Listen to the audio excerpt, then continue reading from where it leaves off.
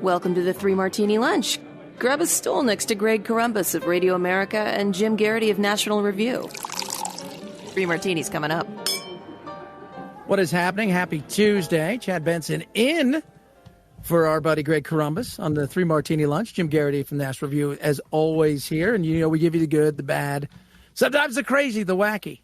And today we're going to start with the good. And, you know, you sent it to me and I started laughing because I was talking about this earlier. The fact, Jim, that the Democrats are running like, we kind of got this, you know, kind of in the bag come November. They're not running as if they're losing, which they are. And when you're winning, you should run as you're losing. But when you're losing, you should definitely run as if you're losing. Yeah, it's almost a cliche in campaign circles that even if the polls are saying you're 5 points ahead or 10 points ahead, run like you're 5 to 10 points behind. Biden did an interview with CNN last week, and he kind of scoffs, the polls are wrong. How much do you guys have to call to get people to answer your phone? And look, it's conceivable that Biden is ahead. We've seen polling surprises earlier in past cycles, but also Trump did better than his polling numbers in the last two presidential elections. But apparently, according to Axios, this is not Biden putting spin. He genuinely believes that he is ahead of Trump and doing quite well, and that the thinking of a good portion of the Biden campaign is this way. And, you know, I suppose you could dispute the likely voter filters and also, but really, you look both at the national numbers and the swing state numbers. Trump's, you know, not wildly ahead, but comfortably and consistently ahead, particularly in certain states like, you know, Nevada and North Carolina, states that I really don't even think qualify as swing states anymore. So if you're a Democrat, God, you must be panicking, or you should be panicking, because all kinds of bad data is coming in, all kinds of signs of trouble, and the insistence of Joe Biden is that no, we're doing just fine, we're well ahead. Everybody else, who are you going to believe, me or your lying eyes? You know, do you think that he's got a real belief that he is winning and everybody else is telling him stuff, or are they just going along thinking he's right? There's no way we're behind this guy. You know, so for a long time, you talk to Democrats, they would have this attitude, Biden's old and it's not like his numbers have been consistent, right? He's consistently got approval rating numbers in the high 30s, low 40s, really not great for an incumbent. Disapproval up in the high 40s, sometimes past 50. Which are, all this is bad, but they say, look, people are going to remember, Trump's going to be on the trail. We're going to get closer to November. People are going to remember why they voted against Trump and why they voted for Joe Biden. Everything's going to be fine. And that could happen. I would just note that, like, they, in this New York Times write-up about their polling that they've come up with, they released yesterday, the Trump trial was supposed to hurt Trump's numbers, and as it hasn't happened. Biden's been running a whole bunch of advertising, tens of millions of dollars. That was supposed to help. That hasn't really helped. All these things that were supposed to be factors that were supposed to hurt Trump really haven't been nearly as effective as some Democrats would have, hoped. So, I think they're just counting on this sudden change to happen, convinced that it's just a week away or 2 weeks away or a month away. And, each month we get a little bit closer to Election Day. You talk about the race, and I've said this to a lot of Republicans out there. Everybody's hyper-focused on Trump. The reality is Trump could win, and his nightmare could just be beginning. They could lose the House, but more importantly, they could lose the Senate. They lose the Senate in a real way, where they don't have the moderates that are Democrats, the likes of Manchin and what's her name out here? I always forget her name. And the funny thing is I talk to her all the time. Kyrsten Sinema. Kyrsten Sinema. I talk to her all the time, being out here. Without them, they could do a lot of damage, and we are always talking and hyper-focusing on the fact of the celebrity world of the presidency, but the Senate is so important.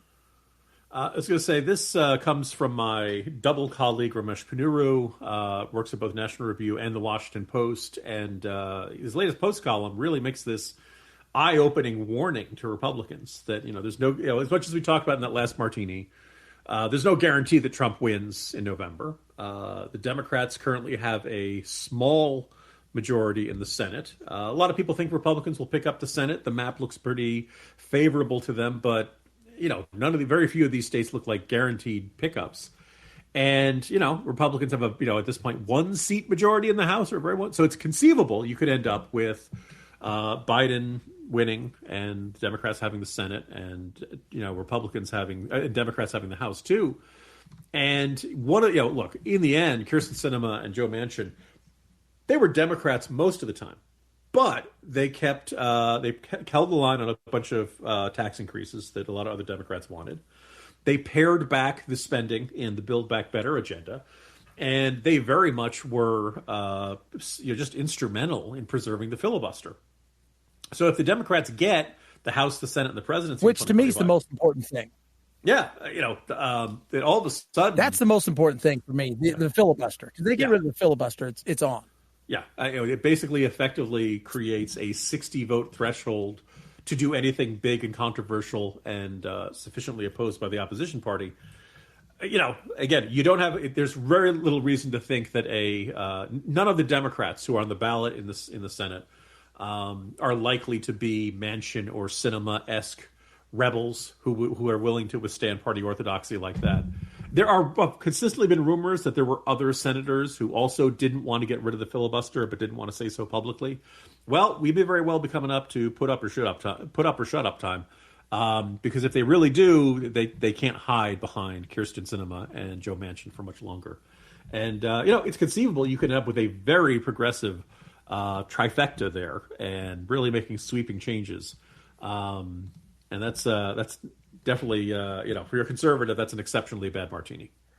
Do they not understand, like, the nuclear option? Everybody looked at Harry Reid and said, Harry, if you do this, realize that we're not going to be in power always. And you can't gripe and moan, because when you do this, it's going to come back and bite you in the butt.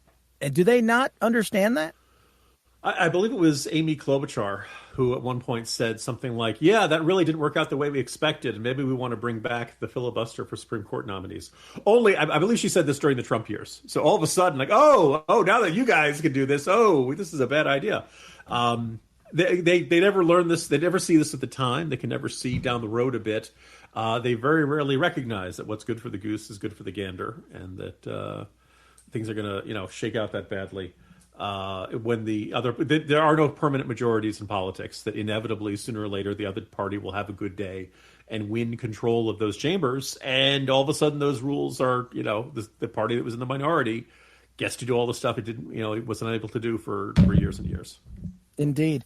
Chad Benson in for Greg Corombos. Jim Garrity is always here. I'm so frustrated by this, I should go plant a tree. Excellent transition there, Chad. Thank you.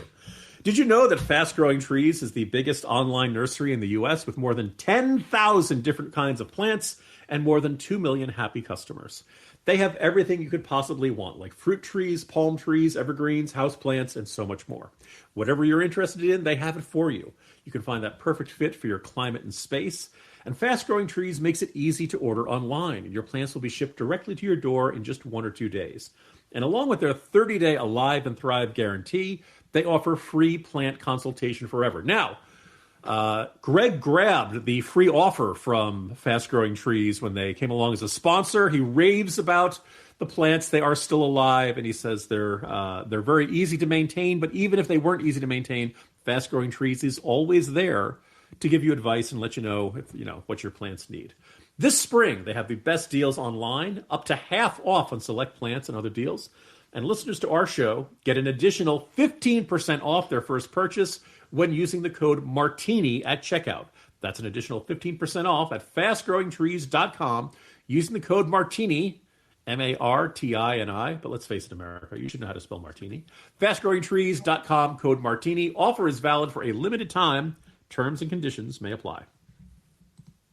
Don't let what you've built up over decades simply vanish. The Watchdog on Wall Street podcast with Chris Markowski. Every day, Chris helps unpack the connection between politics and the economy and how it affects your wallet. Fraud schemes have cost the elderly $3 billion. And what's worse, some Americans are just too embarrassed to report it when it's happened to them, meaning that number could be much higher. Whether it's happening in D.C. or down on Wall Street, it's affecting you financially. Be informed. Check out the Watchdog on Wall Street podcast with Chris Markowski on Apple, Spotify, or wherever you get your podcasts. We move from there to crazy. So I've given you the first two and move over Kristi Noem, Governor. Somebody else has got a book out. They've got stuff in it that's wacky. And this time it's from the left side of the aisle, Jen Psaki. Yeah, having, been fairly critical of Jen Psaki while she was Biden's White House press secretary.